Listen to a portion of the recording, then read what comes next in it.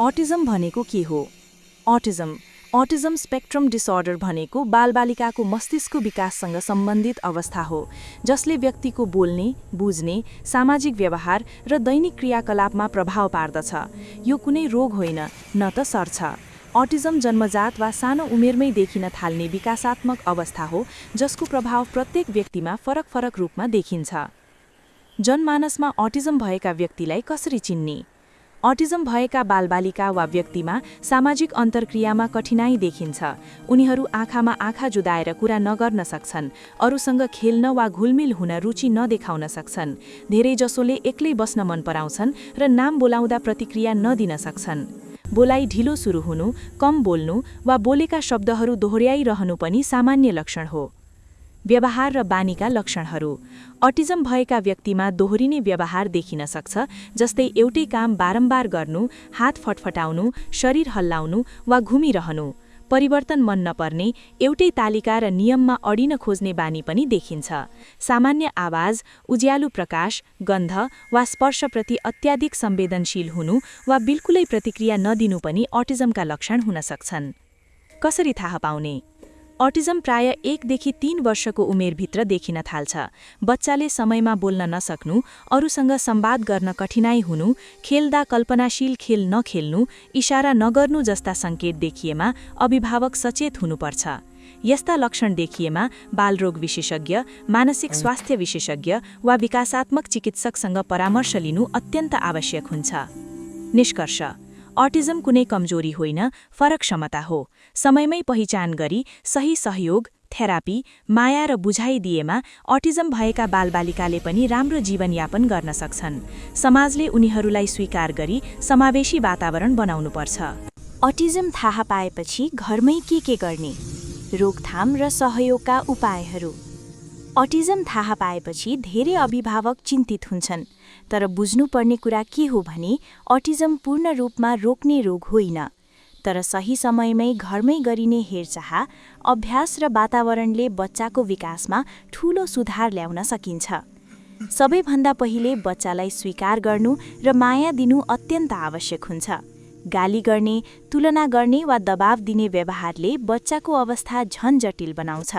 धैर्य, माया र सकारात्मक सोच नै पहिलो उपचार हो। दैनिक तालिका निश्चित गर्नुहोस्। अटिजम भएका बच्चालाई निश्चित समयअनुसार चल्ने बानी मनपर्छ। उठ्ने, खाने, खेल्ने, पढ्ने र सुत्ने समय निश्चित गरिदिँदा बच्चा सुरक्षित महसुस गर्छ र व्यवहार सुधार हुँदै जान्छ। बोलचाल र संवाद अभ्यास गराउनुहोस्। बच्चासँग बारम्बार सरल शब्द प्रयोग गरेर कुरा गर्नुहोस्। चित्र, इशारा र वस्तु देखाएर बोल्न सिकाउनुहोस्। बच्चाले बोलेको शब्द दोहोर्याएर प्रशंसा गर्नु धेरै प्रभावकारी हुन्छ। स्क्रिन टाइम घटाउनुहोस्। मोबाइल, टिभी र ट्याब्लेटको अत्यधिक प्रयोगले अटिजम भएका बच्चामा समस्या बढाउन सक्छ। त्यसको सट्टा प्रत्यक्ष खेल, गीत, कथा र शारीरिक गतिविधिमा सहभागी गराउनु राम्रो हुन्छ। सेन्सरी गतिविधि गराउनुहोस्। पानीसँग खेल्ने, बालुवा छुन दिने, बल खेल्ने, रङ लगाउने, नाचगान गर्ने जस्ता गतिविधिले बच्चाको संवेदनशीलता सन्तुलन गर्न मद्दत गर्छ। पोषणयुक्त आहार दिनुहोस्। घरमै बनेका पौष्टिक खानेकुरा, फलफूल, सागसब्जी, अन्डा, दाल, दूध जस्ता खानेकुरा प्राथमिकता दिनुहोस्। जङ्क फुड र अत्यधिक चिनी कम गर्नु राम्रो हुन्छ। आफ्नो व्यवहारमा ध्यान दिनुहोस्। बच्चाले अभिभावकको व्यवहार नक्कल गर्छ। शान्त, धैर्यशील र सकारात्मक व्यवहार देखाउँदा बच्चाले पनि सिक्छ। नियमित विशेषज्ञको सल्लाह लिनुहोस्। घरमै अभ्याससँगै भाषण थेरापी, व्यवहार थेरापी वा अटिजम विशेषज्ञको निर्देशनअनुसार अभ्यास गर्नु अत्यन्त उपयोगी हुन्छ। निष्कर्षमा, अटिजम थाहा पाएपछि डराउनु होइन, सही बुझाइ, निरन्तर अभ्यास र मायाले बच्चाको भविष्य उज्यालो बनाउन सकिन्छ। घरमै भएका स्रोत साधनबाट थेरापी कसरी गराउने? घरमै उपलब्ध स्रोत साधनको सही प्रयोग गरेर अटिजम भएका बालबालिकाको थेरापी प्रभावकारी रूपमा गराउन सकिन्छ। महँगो उपकरण वा विशेष कक्षाको आवश्यकता नपरी दैनिक जीवनमै प्रयोग हुने सामग्रीबाटै थेरापी सम्भव हुन्छ। सबैभन्दा पहिले सुरक्षित र शान्त वातावरण तयार गर्नु आवश्यक हुन्छ। बच्चा सहज महसुस गर्ने ठाउँमा थेरापी गराउँदा उसले राम्रो प्रतिक्रिया दिन्छ। घरको एउटा कुनालाई खेल्ने र सिक्ने स्थान बनाउनु राम्रो हुन्छ।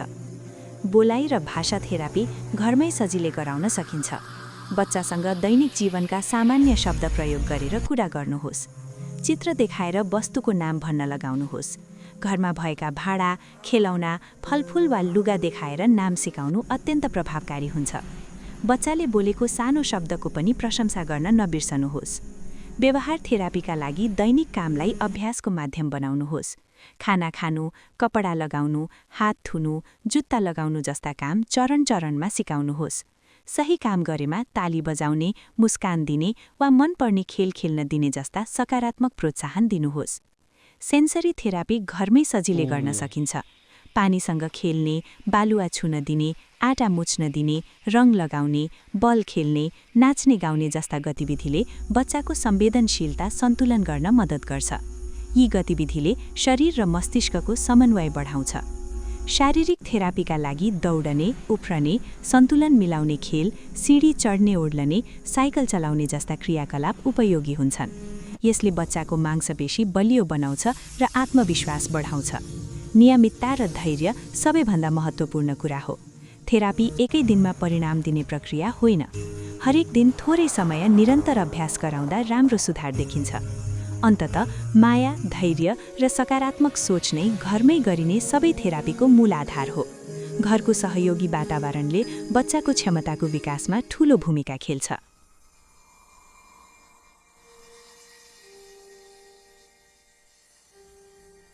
अटिजम भएका बालबालिकाका अभिभावकहरूले अपनाउनुपर्ने शारीरिक, मानसिक तयारी र घरको व्यवहार। अटिजम भएका बालबालिकाको पालन पोषण गर्दा अभिभावकहरू विशेष रूपमा शारीरिक र मानसिक रूपमा तयार हुन आवश्यक हुन्छ। सबैभन्दा पहिले अभिभावकले अटिजम कुनै रोग होइन, जीवनभर साथ रहन सक्ने अवस्था हो भन्ने कुरा बुझ्नुपर्छ। यसलाई स्वीकार गर्नु नै सकारात्मक सुरुवात हो। मानसिक तयारीको हिसाबले धैर्य, सहनशीलता र निरन्तरता अत्यन्त आवश्यक हुन्छ। अटिजम भएका बालबालिकाले कुरा बुझ्न, बोल्न, प्रतिक्रिया दिन वा व्यवहार परिवर्तन गर्न समय लिन्छन्। अरू बच्चासँग तुलना नगरी आफ्नै बच्चाको सानो प्रगतिलाई पनि सफलता मानेर अगाडि बढ्नुपर्छ। नकारात्मक सोच, लाज वा डर त्यागेर खुला मनले बच्चालाई सहयोग गर्नुपर्छ।